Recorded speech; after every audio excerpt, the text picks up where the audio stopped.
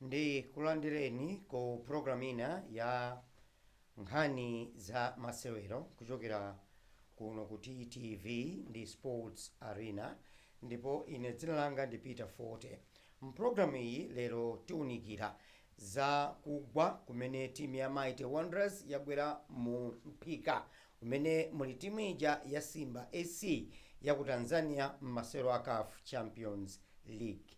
Komanso tini nkhani yotsatira kuti timu ya Scorchers ikhale ikukumana ndi timu ya Ghana la mulungu lino mu quarter final, ndipo ngati zitayenda bwino pamenepo ndati ulendo wakewo ndi ophwekerako kwambiri kukuoneka Ivory Coast ndi Algeria ochita bwino pamenepo, ndiye kuti ngati Malawi itachita bwino pamenepo ukumana nayi wake ndi ameneyo. FTH Bank Premiership masewero alipo, ndipo chidwi chachikulu kwambiri chili ku top 3 kumene kuli timu ya Mighty Wanderers, Silver Strikers, Blue Eagles kumene kwali 22 points. Kuti kodi masewero a Silver ndi Craig atha motani, nanga masewero a Wanderers imene ikupita kumpoto kwakumana ndi Moyale pa bwalo la Moyale ku Nzuzu ayenda motani, nanga Blue Eagles ku Chitowe ikayenda motani ndi Mafco. Kenako kumabwera chidwi pa masewero a team number 4 FCB Nyasa Big Blades imene ili pa khomo ndi timu ya Chitipa. Ndi zimenezi komanso mtsogoleri wa bungwe la FIFA Gianni Infantino adakali pa mavuto ndi bungwe la UEFA limene likuoneka kuti sili kukhutirabe, ngakhale mkuluyu wachotsa ganizo lake lofuna kupereka gawo lina la phindu limene limapezeka kuma masewero ampira wa miyendo kwa madobadoba kuti atha kugulitsa phindu limeneyo matimu ndikupeza phindu la ndalama zochuluka. Akuoneka kuti ali pa mavuto obe mkulu ameneyu. Kodi mkuluyu tinene kuti wayima ndi mwendo umodzi ku FIFA kapena ayi? Dzina langa ndi Peter Forte, bwanji tikhale limodzi.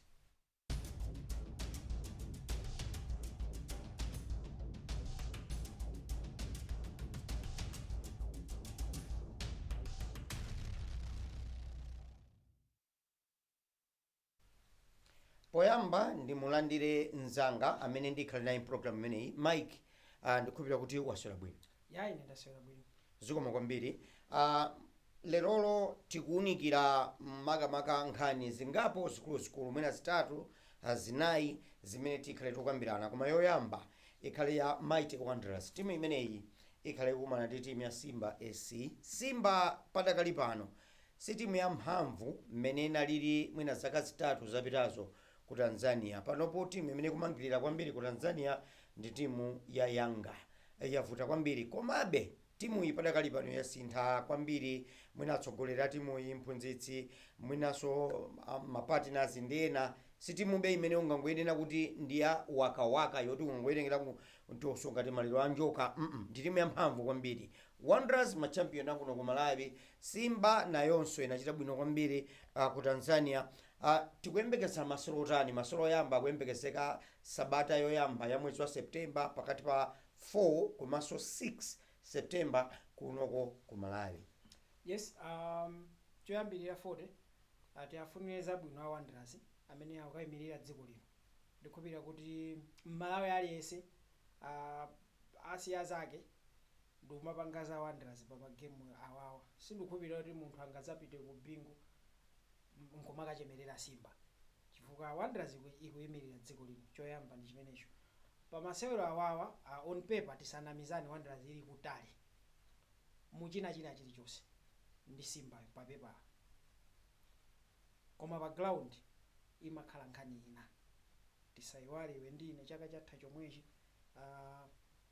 Silver nayo itamenya CAF Champions League, opponent wawo anali Tanzania, ni ma champions aku Tanzania anamenya ni ma champion aku Malawi. Silver inapambana pa bingu pompo, anthuso tikumanena kuti pa paper Silver ikupepuka, Yanga ili patali, koma Silver inapambana, inakagonjera ku Tanzania itapita. Wanderers zonse zimaona Simba salendo mu Yerusalemu muno kapena Malawi muno linene choncho. Akakakhala kachitatu kubwera kuzasewera, koma competitively abwera amene kakhala mwina kachiwiri kubwera, koma competitively abwera kamodzi. 2022 anamenya ndi Bullets, anapambana kuno 2-0, wanakamaliza so 2-0.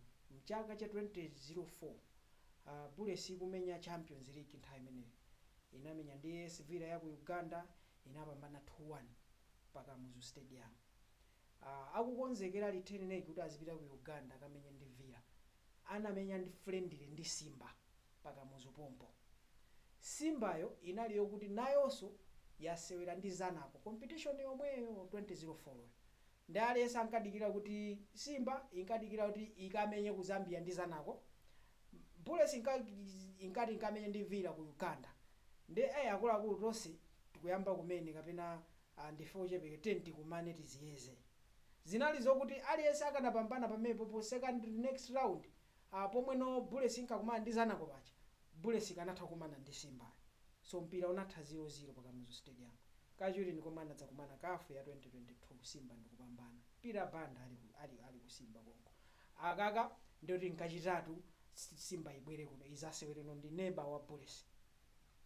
Approach ndiyo savuta. Ma permutations ndiyo savuta. Ngati ukufuna upitirire mukafu mosavuta.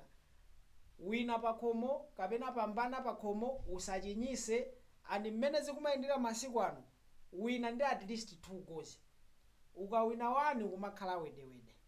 Wanderers yomwe inamenya ndi Jwaneng Galaxy last season inapambana 1 ndi kusangalala Nyerere kumaona ngati uko anakaluza 1 kuluza mapenalty. So apapa Wanderers mwina yaphunziraso ndi anzawo mmene amachitira mucha. Otiyimirira angapo mbuyomu akhala kumadusa stage yoyamba kutuluka yachiwiri mbuyomu zimatha Bullets yokha ndiyomwe inapitirira 2004 koma Bullets tinaonapo chaka china yamenyapo ndi Fomboni kudutsa kenako kutuluka ndi Ahilamo, yamenyapo ndi Dragon FC kudutsa kenako kutuluka ndi next round ndi TP Mazembe. Wanderers yokhayi ndi imene no recently itamenya 2018 inachapidwa folo ndi Vita ku Lubumbashi ku DR Congo kubwera pa 2-1 yatuluka. Apapa inamenya Confederations Cup ndi Jwaneng yatulukiranso poyambirirapo. Anzawo a Silver anazamenya ndi katimu kachaka ku Island cha anadutsa ku Madagascar anadutsa ndikuzatulukira pa Yanga.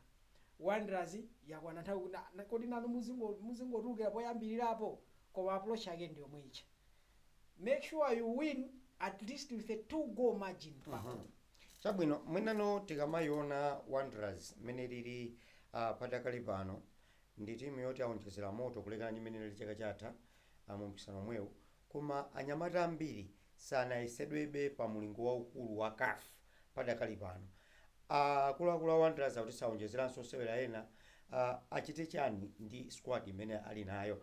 How best should they manage squad imene chifukwa pa 28 August ali ndi finals ya top 8, a week later ali ndi game ya CAF Champions League konkuno kumudzi. So zoti in 7 days azakhala ndi masewero awiri ofunikira kwambiri amene sangafune kugonja ena ali osamasewero awiri amene. Yes, kunena kuti sangaonjezereko ndi zoona adi 40 aonjezeraso chani. Abwana awo aononga ndalama zochuluka. Tenero tagwiritsa ntchito osati kuononga koma kugwiritsa ntchito ndalama zochuluka kubweresa osewera wina aliyense amene koji anamuloza. Pa experience ya CAF Champions League kapena kuli ma players Stanley Sanudi has been there. Akudziwa kuti international football imakhala yotani. With almost 100 caps ya Malawi wamenya Africa Cup of Nations ku final anakafika achina Siluwimba amatenge mano Nyirenda. Akuzidziwa bwinobwino zimene zicha achina Blessings Singini akudziwa. Of course kumazakhabe ndikadzinjenjekena kake mwa anthu ena ndi ena chifukwa tisaname achina Dan kudonto siku tuno adzaona bechilendo china chake. Nthawi yomwe apasa confidence anyamataja ndi both makochiwo ndi anzawo amene afikapo pa stage ngati yazawo zapanga zimatere. We can do it. Kumbali ya makochezi Wanderers vuto lomwe ndikumaliona kumakhala kumakhala ngati kuti ka confidence mwa ma player kakumachepa in terms of kumbali ya makochi. Yeah. So ali ndi ma striker 7 amene ali fit panopo ndi 6 mwali lino ali muchikhaka. Yeah. Ndimaona ngati kuti Wanderers ma games amene ali pakatiwa chifukwa palibe sompata oti angamenye international friendly chifukwa kunoko season ili nkati kali. Ma game amene aliliwa just choose your team. 11 players anga ndi awawa. Tizingosintha mwina awiri kapena mmodzi. ineyo defense yanga 4-man defense yanga ndi iyi, midfield yanga ndi iyi, attack yanga ndi iyi, nginde ndi Bob Mpinganjira apange zimenezozo. So game yoyamba mukumenya ndi Moyale mu league, pangani za timu imeneyo chifukwa ma friendlies anu ndi amenewo mulibezo chance. Akatha ndi Moyale akumenya game ina, akatha imeneyo amenya ina kenako final. Koma zija zomanena kuti 40 iwe utakuona kuti olokochi wa Malawi kuti asankhe striker ku Wanderers athamanira kuti lerolo ndifuna ndikaonere Promise Kamwendo mmene akumenyera ndi Malawi ndingatenge bwanji. Uona Promise Kamwendo uja ali panja, lero amenye Salame Kimiti ndi Sulumba, okay ndi mwina ndione kuti apanga bwanji. Next game uona usaja panja kuli Mwali lino ndi Sama, ndioneka mwina uona usaja panja kuli Kamwendo ndi Sulumba, kulibe kweni kodi no nchifukwa chani kunja kuja umathaudziwa kuti striker wa Bayern Munich ndi Harry Kane basi. In this case msindo waosewera kutsogolo ukuyenera kuti auganizire bwino amaita Wanderers. Yes, auganizire bwino komanso pakati pawo anene kuti singini iwe timaudalira pakati pathu ndiwe ta basi dani kudonto tikudalira iwe ndiwe iwe Mphaso Kamanga, iwe Nanison Mbewe, iwe Felix Zulu muzidikirawo avulale kapena akhale kuti ali off form kakhale koma uona game ina amakhanga kuti amamenyesera kusangalatsa anthu kapena kuopa mabwana kuti mabwana azauza tinagula uyu kuti simukummenyesa chifukwa chani, nchomwe amachita. Game ina they played singini ya Zulu ndi kudonto, central midfield yawo flat. Chabwino izo ni nkhani zokudza timu ya Mighty Wanderers mchiko chimenechi cha CAF Champions League. Masewero yamba pa 4 kapena pa 5 kapena pa 6 September kuno kumudza sanabwerezane sabata yotsatira. Kuchokera pamenepo tikupita nkhani yathu yotsatira, the Scorchers. Timu yathu ya mpira wamiyendo yosewera amayi mdziko muno yayaka moto ku Morocco fika ndimi ya mkota final koyamba kupita ku mpikisano ndipo isewera ndi timu ya Ghana yakhala chiwiri mu group D, momwe Cameroon ndi imene yatsogola mmenemo ndi 7 points, Ghana 4 points pa number 2. Malawi ngati madolo aku group C akumana ndi timu imene ndi yachiwiri ku group D. Choncho ika akusewera la Mulungu 10 koloko usiku. Ngati Malawi itachita bwino palibe kukumana ndi Morocco, palibe kukumana ndi Nigeria, palibe kukumana ndi South Africa. Njira ya Malawi kuli Ivory Coast ndi Algeria. Malawi Scorchers ndi imeneyo. Yes, choyambirira congratulations to the boys, I mean to the girls. Komanso Yeah, to the boys yemwe. Nanga simukondwe. Congrats our girls. Congrats our girls. Yes. Tisati sitingabere shaini. Sitinapase ndine ndemwe ndinene chilungamo apa ndilape. Sinimapasa chance kuti ku tournament ndinkati akamamenya ndi ya Zambia ija basa akubwerako. Yeah, amaliza pa top 40 against all odds. Kunali zidango iwo waso game itatha ndi Zambia anayamba misonzi ena chani kungokhala ground kena kwaonaji na Jomo kuma stand akauze ndi simunatuluke tilimobe anthu kudzizimukaso ndikuyamba kuvina. So that's the beauty of football mene umakhalira tiyamike Football Association of Malawi yayetsetsa, tiyamike Women's Football Association naona so president adera alikonko, tiyamikire 40 ambassador wa Malawi ku Morocco Vincent Ajeno retired Nundwe amene akumapitisa likuku mwera ma supporters kumene kwa Malawi, ma student kaya mwina high commission ya Malawi paja kumakhala mabanja kumene kwa mauza ana 10 kumpira tiyamikire kumakhala support ya mphamvu ndikupita kuti zizi zipitirira kwambiri tiyauze onera athu nda Malawi wonse nthawi ino 40 yangotsala game imodzi kuti tipite kwa World Cup. Tikangowina ya Ghana tapanga qualify 2027 World Cup ku Brazil. Yes. Tikatha pamene pomene wanenera mucha ndikuona beneyo maganizo anga tikamaona ndikomwe tachokera kuti tiduse pa Ghana 40 kaya Ivory Coast kaya Algeria ndimati pamene tikuyenera kugwiragwira Fazili ndi technical panel yake agwire pati pamene tikupita ku masewero amenewa quarter final ndi Ghana. Yes, defender wa Toulouse Alfandika anampasa straight red card ndi Egypt ichi. So straight red card paja umatokha ndi magemu awiri osayamba. Yachitatu yomwe watuluka ndesituza kuti malamulo atani koma if still suspended. Ndimaona kuti decision yotenga Faith Chinzimu kumpititsa kumbuyo inatipweteka chifukwa choti system yathu ija timadalira speed yatemwa ndi Tabitha kusogolo kucha plus ka workhorse kathu kalodzi kadzere pakati pachi. So Faith Chinzimu amasalalitsa uzaone amamenya pa 4 game ichayi koma chigoli tachinyi cha Tabitha inali pasi ya Faith Chinzimu kuchokera kumbuyo, which means pakati pathu tinavutikirapo. Kulibe ma defender ena kuli atsikana 26, it means ma defender 4 akumayambisa pa makhala ena 4 mwina ali panja. Kodi amene onse abwino tengani defender ngati Rose Alufandika is still suspended, tengani defender amenye ndi chimwemwe madise kumbuyo kuja muike ni Faith Chinzimu malo ake. Faith Chinzimu ndi Chilolodzi Gabriel akakhala pakati pacha ntchito yatemwa ndi mkulu wake sikumavuta kwambiri. Tili ndi Asimenye ali ndi liwiro amasungaso mpira wabwera ali mukampo momwe. Yes, chinthu china ndi mabwera kumene koko. Makocha athu Fazili ndi anzake asayesere bezi dai. Kwa ineyo utakuona kuti game ya yomwe tinamenya ndi Nigeria khangati anazalowesa Sabina kuyoka panja jezi number 9 anaonekabe kuti impact yake sinalioneka kwambiri. Unaona game ya iyi ya Zambia ichi ukati uone from the word go Zambia ina inkachita kuone kuti yabwera ndeili tamangise ndi adichalira.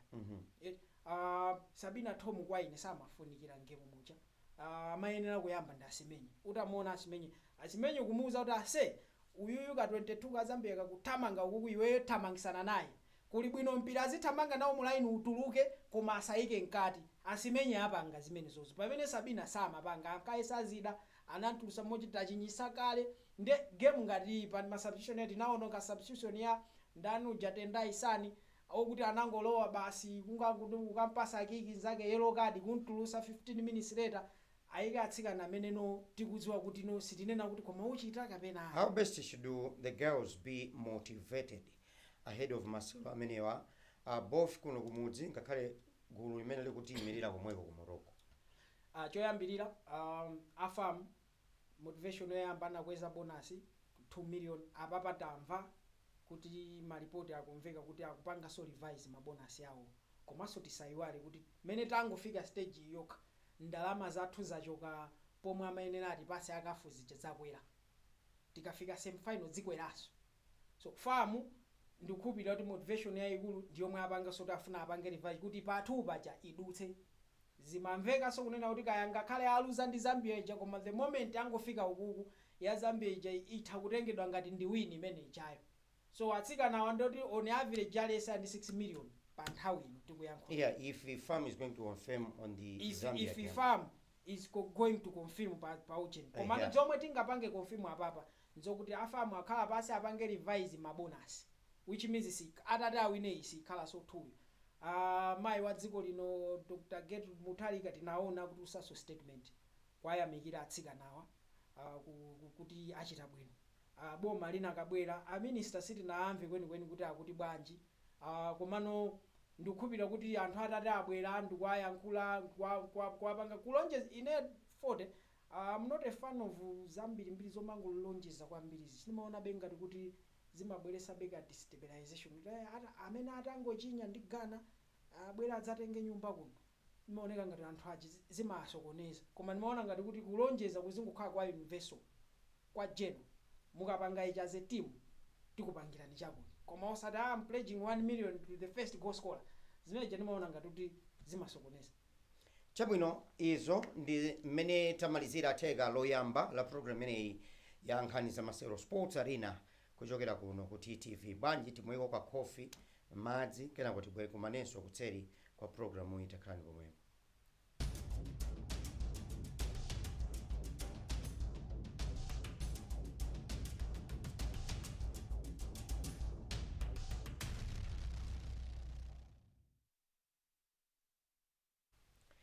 Tikubwera ku gawo lomaliza la program ya Sports Arena ndi nkhani ya FDH Bank Premiership.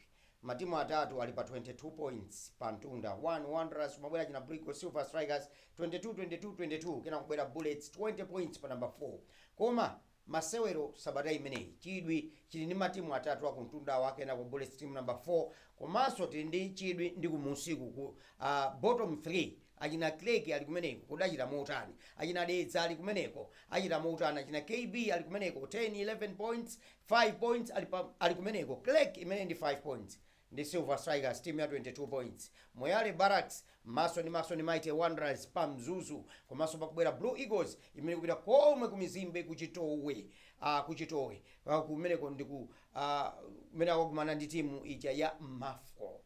Ukuiona motani ligi game by game, especially when you look at the top 3 and the bottom 3?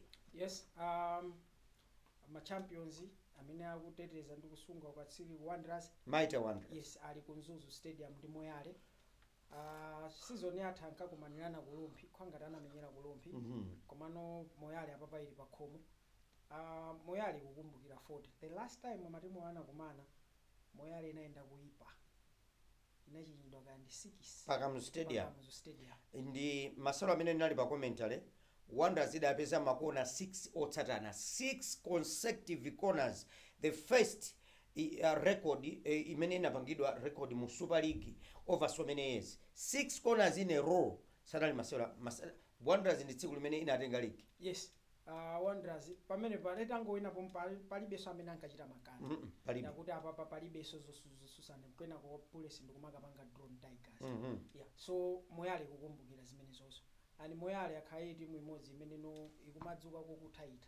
First round kumachapidwa kwambiri. Moyale chichokere na china Gaston Sinkonda kagulu kamene kachako imaoneka ngati kuti ikumavutika. So mwina chimenecho chichili m'maganizo mwawo. Pamene m'maganizo mwa Wanderers muli kuti amene akusatana nawo akufanana nawo mapoints. And sakuyiwala kunena kuti neba wawo ngakhale ali penda koma angosiyana naye 2. Which means Wanderers ukoko kulephera kuwina, Bullets ndikuwina ndi chitipo Blantyre, mapoints achafanana. How about Silver Strikers imene kumana ndi team ya Craig ili bottom rooted 5 points, Marcelo 11. This is week number 12. Silver Strikers kapambana pita pa 25 points. Yes, Moyale amini Craig chipitire ni Tawale awina kamodzi basi ngati ndisakulawisa. Inawina ndipita mponda Masters basi 3-1 kumango chinyidwa anapanga draw Moyale 1-1. Za Craig nani nakale kuti timu ija anangoyisokonezabe pang'ono pakusintha kwako choma dzinapita iwu ndi mpira wina akhanga dali pakhomo amenya go blade akumenyera mulilongwe akumenyera mulilongwe ndithu maso amene ali mulilongwemu ndi Silver Strikers sali wo blade imba yayi ali mulilongwe momwe passive yeah it's a familiar territory kwa anthu onsewo akudziwapo kale. Craig ngati kufuna ipulumuke 40 izirenga at least a point kwa matimu ngati akulu ngati awo. Imagine kuti ndoti ikaluza ikhaya menya magemu 12 ili ndi 5 points. It means ikamenya magemu 24 ikhaya ndi 10 points on for sure they will be candidate number 1 wali relegation. For sure akutuluka. Yeah, so zoziyeza zicha ndi izizi. Game ina another exciting game ikubwera pakati pa Mafco ndi Blue Eagles. Yeah, Mafco ndi Blue Eagles ali ndi chidani chakalekale. Blue Eagles kuti dzituluka mu ligi nkamenya ndi Mafco. Uku kuli Moyale ndi Red Lions ku Mzuzu. You remember mchaka cha 2023. Tikumamva za uku kumva za kuti matimu athera mapoints ofanana. Red Lions kuyenera ichinyidwe ka 7 kuti mutuluke. Uku Mafco ikuwina kaya 2-1 koma umati asititulukabe. Ale Moyale ngachinye 7. Yeah, apa no first half ka inali 2 kaya 3, mali hii pano to 6. Hii pano to 7. Hii 7 tatuluka. So ali ndi mkwiyo wakalekale uchi. Ndikupira tu mkwiyo wa pa ground za mpira. Pamene Mafco zawo sizili pabwino. Ma games ziso mafuna kuti azichitire bwino, azizikweza kuntunda ku magame ngati awa. Chitowe abwererapo. Mbuyo mucha pa Chitowe samamenyerapo. Timadziwa home ya Mafco ndi pa Chitowe. Ndi nthawi ya ndi ground ya bwino kwambiri. So ndi another exciting match komanso Dedza versus Ekhaya kuchokera kuti afika mu final top 8 for the first time. Pamene Dedza ikuchokera kuti achinya Bullets yaluza kamodzi season ino ndi Dedza. So winner opita final koyamba, winner ochinya Giant amene anali unbeaten. Tiona kuti pa mpira stadium loweruka lino mpira ukhala otani. Pamene la Mulungu Bullets kulandira chitipa Pampira Stadium. pompo ya Yeah. chitipa ikubwera force kwa achina Asman Julius kumene ku suspended, achina Fahad Ncheka anachoka kumeneko, achina Malek Asongo, achina Erika Tsiga, koma Kondo Aikwanga akuoneka kuti ntchito akuyigwira. Tinaona akumutulusa ngati one of the coaches amene ali nominated for the best coach khangati mwezi wa July kaya wa June, yande kuti ntchito ikugwirika kumene koko. Ndi mmene Bulesi pano ndikukhulupirira kuti mwe chitipa singaope, komanso Bulesi kudzidziwa kuti pamene tilipo kuti tizidropa mapoints ndingati achina chitipa dzitivuta kwambiri. Masapota panopo atikwiyira atitafunira ngati amati tafunira tili ndi 2 points below behind the league leaders. Behind league leaders. Ndeti iluze ndi chitipa pa chiwembe, ndeti atulukaso mwe atero, ndeti naluza ndi Desa. There is another exciting fixture. All in all, FTH Premiership is back. Last week kunali break chifukwa cha Airtel top 8. Ndikukhulupirira kuti nthawi yotola ndino. Chabwino tikumaliza ndi nkhani ya Gianni Infantino, president wa bungwe loyendetsa masewero a mpira wa miyendo la FIFA pa dziko lino lapansi. Akuoneka kuti ubale wake ndi UEFA wakanuka kwambiri, akuti mkuluyu ngakhale wachosa ganizo lake lofuna kupereka gawo lina la maperesenti apindu la masewero a mpira wa miyendo amene amakonza a FIFA kumadobadoba kuti amangire business. Matimu alandire ndalama zochuluka tikuamba in billions. Malawi kwacha kuno kakhala kuno ku Malawi ndalama zochuluka kwambiri, about $40 million. Ndi ndalama zochuluka kwambiri, komano UEFA abwereza kunena kuti sakugwirizana ndi zimene mkulu anachita, wasintha ganizo. Ati ngakhale wasintha chiganizo iwo are not happy ndi mkulu ameneyo, mokuti akupitilizabe ganizo lawo losafuna kutenga nawo gawo pa mipikisano yokonzedwa ndi FIFA, that is World Cup, Women's World Cup ndi mipikisano ina Club World Cup amenewa aku UEFA sakufuna. So imagine the World Cup without Italy, France, England, Spain, Germany. What sort of a World Cup is that one? Yeah, for that, ineyo mwina I choose to differ da anthu ambiri. Ndimakhulupirira kuti ene public kapena udindo wina uliwonse ovoteredwa ndi anthu, iweyo pawekha uzikha kuti ukuyima utha kuyima pawekha nkumanena kuti ine ndili ndi dzanga izizi. Yatakhanga ndalizungulira funso lako ndibwere noma direct. Kubwera kwa Infantino ku FIFA ndimaona kuti maganizo ake onse amakhawa kuti matimu azikhala ndi ndalama. Of course chiganizo ichi anachipanga mokhangati kuti no akuchipanga iki because sanapange konzati wina aliyese, sanayuze FIFA ija kuti amini UEFA kuti ndifuna tu ndipange chakuti mukuona bwanji, ndifuna ndipange chakuti mukuona bwanji. Anangochikayo chinthu UEFA ponena kuti iwe olotu wachosa chinthucho koma ifeyo tadanawe kukhosi. Akumazifunsa kuti nanga anthu anakavomereza mesa chinthucho chikanapitirira. So he came with a proposal without consultation. Komanobe on the other hand ndikuona be kuti no uyu maganizo ake amakhabe ali ngati Patrice Motsepe wakafucha. Uone kuti Chiloweni Motsepe kukafu, ndalama za AFCON zinakwera, ndalama za Confederations Cup zinakwera, ndalama za CAF Champions ya women iyi ndizokwera. Anthu ake amaganiza zokuti nanga si elewe Motsepe ali ndi timu amamva kuwawa kamalosa ndalama ndi amadziwa kuti kumpira tizipindulako. So awawa maganizo awo maoneka kuti ino akumati tipatseni maganizo anu ndi otani pa chinthuchi. Maganizo anga mukulambalala kwambiri. Maganizo anga ganizolo linali labwino, likanathandiza matimu ngati achina Malawi yomwe famu imadalira boma basi. Koma pakabwera koma vuto la Infantino chinthu chija sanafuse kai sanachitsegule, anakachitsegula anthu achipange debate chanchani ndechibwere no. Ni mmene tamalizira programu yathu ya Sports Arena kuchokera kuno kuti TV. Mwana ndine coach player Peter Ford ndi nzanga Mike Nda. Kufikira sabata ya mawa apo kapoka cha utakalolanso. Tisekanso limodzi mu programu ine yotsatira. Bye bye.